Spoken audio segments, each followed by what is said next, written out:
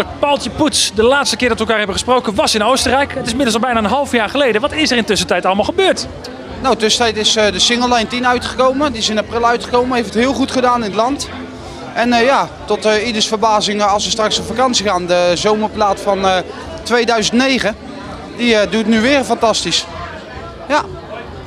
En het is nu een stuk warmer hè, als in Westendorf. We zijn, op het moment zijn we heel druk met het managementteam en met de platenmaatschappij in overleg wat we nu gaan uitbrengen.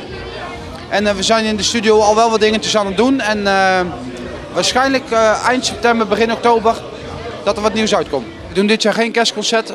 Ik zit dit jaar officieel eigenlijk 5 jaar in het vak. Maar ja, ik ben er een tijdje tussenuit geweest. En we willen eigenlijk volgend jaar heel langzaam gaan toewerken weer naar een nieuw album. En mogelijk dat we dan een concert of iets, weer iets aparts gaan doen. Ja. Nou, de laatste tijd heb ik eigenlijk weinig gekke dingen uitgehaald. We zijn heel veel met elkaar in gesprek geweest over welke lijn we gaan volgen en wat we gaan doen. En ik ben voornamelijk bezig geweest met het schrijven van liedjes. Dus we hebben eigenlijk in die zin weinig creativiteit qua gekkigheid op het moment. Ja, een bluesje. Dat is eigenlijk het gekste op het moment.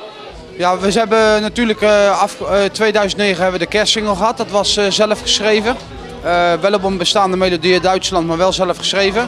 En we hebben nog een aantal dingen. Maar ja, weet je, hetgeen wat ik geschreven heb is allemaal een beetje balladachtig. En de mensen verwachten toch een beetje feest. Dus ik denk dat het meeste daarvan terug te vinden is op mijn album waarschijnlijk volgend jaar. Weer een beetje in de stijl als we straks op vakantie gaan.